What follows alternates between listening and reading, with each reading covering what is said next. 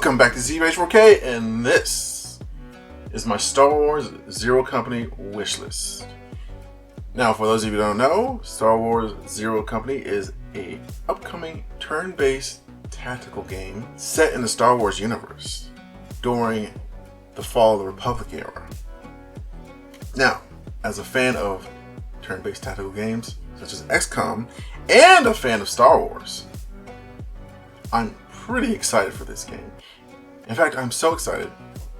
Here are 5 things on my wish list for this game. Hopefully they come true. If not, I'll be alright with them. Now, in no particular order, is the list. Number 5, procedural generation. What I mean by procedural generation, I mean like all the stuff that XCOM and XCOM 2 explored. I want them to be kind of transported over into this game, like characters being procedurally generated, such as all your soldiers, all the enemy combatants being procedurally generated as well, the civilians being procedurally generated, the maps being somewhat procedurally generated. I think there was I forgot how they did it in XCOM 2, but they sort of just did like little squares in the map, like different squares. They sort of built them differently depending on what mission you got.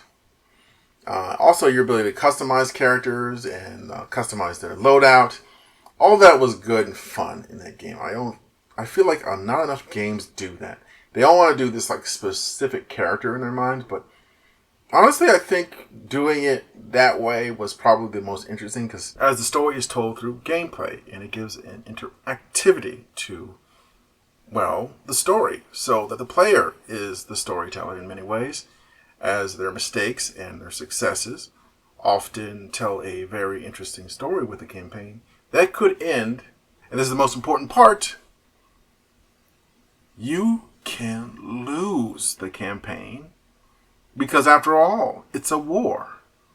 Plus, procedural generation adds a great deal of replay value to a game.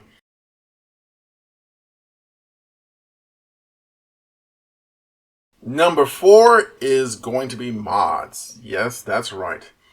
The reason why XCOM 2 is still a popular and loved game till this day, even though it came out almost 10 years ago, is because of the mods. The modding community in this game has been so wonderful.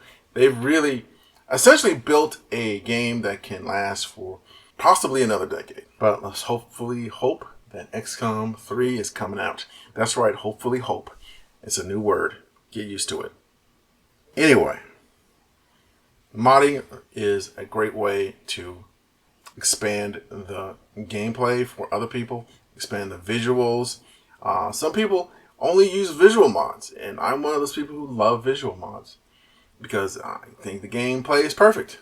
But for those who think they want a much bigger, much more harder, much more complex game, then Long War is for you. Overall, mod serves as an easy way to expand a game's lifespan and give the players some nice options to hopefully enhance their future playthroughs.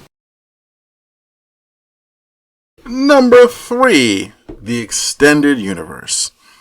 Yes, I mean the extended universe. Any additions that the developers can find from the extended universe and add to this game will be most appreciated. Anything they can add from previous games, also appreciated, because I do remember Star Wars: Knights of the Old Republic.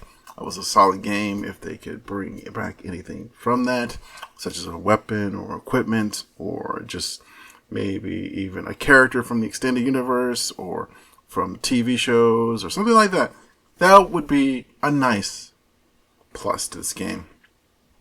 It wouldn't be a deal breaker if they didn't have any of it in there, but it would be a nice little reminder that it is a part of a greater and, well, larger universe. Number 2, RPG mechanics.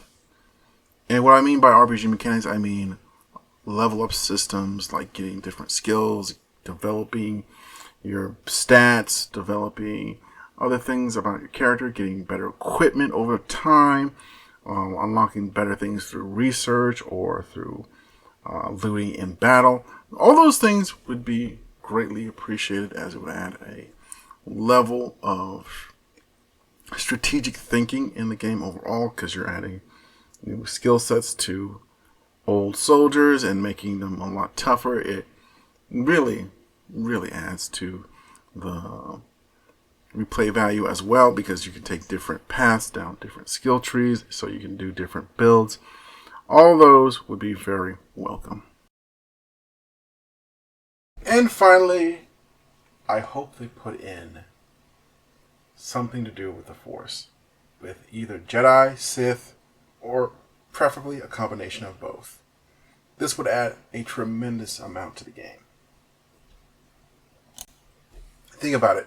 You have your own personal Jedi, force lifting, force pushing, doing mind tricks to confuse enemies. It would be a great addition to the game. Now, if they can't put that in, that's understandable. There's certain things they probably don't want to do with this game. When it comes to the Force, they probably want to keep it very limited, because it is an overpowered ability if you use it right. So while I am looking forward to it and hope it's in the game, I would totally understand if they didn't have it in there. There's some things that are just too difficult to put in the game, but hopefully they will find a way. Anyway, that was my list. Let me know what yours is in the comment section below, and I'll catch you in the next one. Take care.